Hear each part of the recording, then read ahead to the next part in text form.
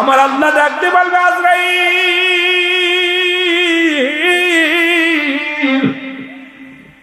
আমার আর দরকার নাই, একমাত্র জিন্দা থাকবো আমি স্রষ্টা। স্রষ্টার কোনো মৃত্যু নাই, সৃষ্টির মৃত্যু আছে। যেহেতু জিবরিল আমিন সৃষ্টির মধ্যে পড়ে গেছে, নিয়ে আসো পারে তাড়াতাড়ি, দেরি করো না, দৌড়ায়া যাও। সঙ্গে সঙ্গে জিবরিল আমিন মুসলমান রূহটা দেওয়ার জন্য প্রস্তুতি হবে। যন্ত্রণা একটা চিৎকার মারবে আজরাইল, আরে রূহ বাইরা, তুই কষ্ট আমি যন্ত্রণা সহ্য করতে পারি না মালিক। এমন জোরে একটা চিৎকার মারবে রে, এক চিৎকারে রূহটা বাইর হয়ে যাবে। আমার আল্লাহ বলবে আজরাইল আর কে আসি? বলে আল্লাহ আমরা তিনজন আছি। কই যাও, চলে যাও। কোথায় চলে যাই? ইসরাফিলের জানটা বাইর করো। ইসরাফিলের আর দরকার নাই, ইসরাফিলের রূহটা বাইর হয়ে যাবে।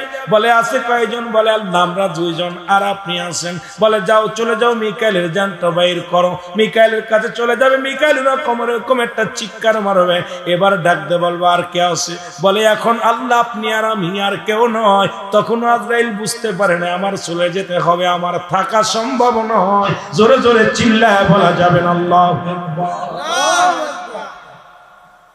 সর্বশেষ আজরাইল, আমার মালিক ডাকতে বলে আজরাইল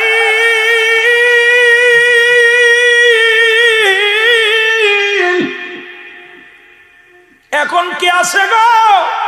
কি কে কে জিন্দা? বলে মালিক আপনি আর আমি। প্রস্তুতি হও। আল্লাহু আকবার। প্রস্তুতি প্রস্তুতি হও। আজরাইল আল্লাহ কি শুনাইলেন? আমার উপর মরতে হবে। কাহা তুমি কি শোনো নাই? সৃষ্টি থাকবে না, স্রষ্টা থাকবে। সৃষ্টি থাকবে না, স্রষ্টা থাকবে। সুতরাং তুমি সৃষ্টির জগতের মধ্যে পড়েছো, তোমাকে রাখা হবে না, তুমিও শেষ। মুসলমান আজরাইল রূহটারে আস্তে আস্তে ধরবে। এত যন্ত্রণা, এত জোরে চিৎকার মারবে। ওই আজরাইলের চিৎকার যদি দুনিয়ার মানুষ এই জামানার সেই জামানার মধ্যে থাকতো, সমস্ত মানুষগুলো হাত তোল করে মারা যেত। আজরাইল এত জোরে বিকট আওয়াজ দিবে, এক আওয়াজ আসমান জমিনের মধ্যে থরে কম্প উঠে যাবে। একটা চিৎকার মারিয়া আজরাইল ডাকতে বলবে মালিক,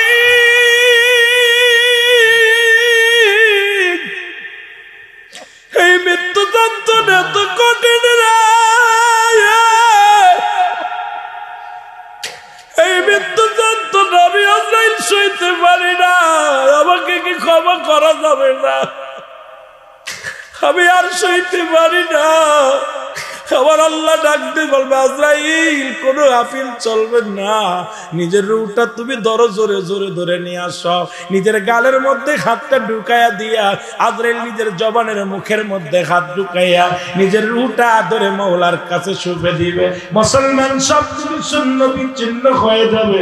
সুতরাং আমি আপনি থাকবো না, সব কিছু আল্লাহ নিয়ে নিবে। আজকে দুনিয়ার মধ্যে কার জান্নাত নাই? করো রে মা, কার জন্য তুমি সুদ খাও? কার জন্য ঘুষ খাও?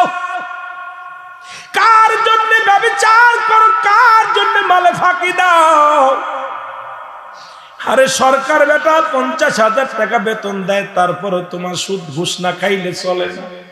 আরে কার জন্য? যাদের জন্য তুমি ঘুষ খাও, যাদের জন্য তুমি বাড়ি গাড়ি করলা, কেউ তোমার নয়। এখনই তুমি চোখ দুলে বন্ধ করে দেখো, আদরের ছেলে তোমার নয়, আদরের মেয়ে তোমার নয়, পৃথিবীর কেউ তোমার নয়। সবাই তোমার বিদায়ের জন্য পাগল হয়ে যাবে, কেউ রাখবে না। জোরে জোরে চিল্লায় বলা যাবে না আল্লাহু আকবার।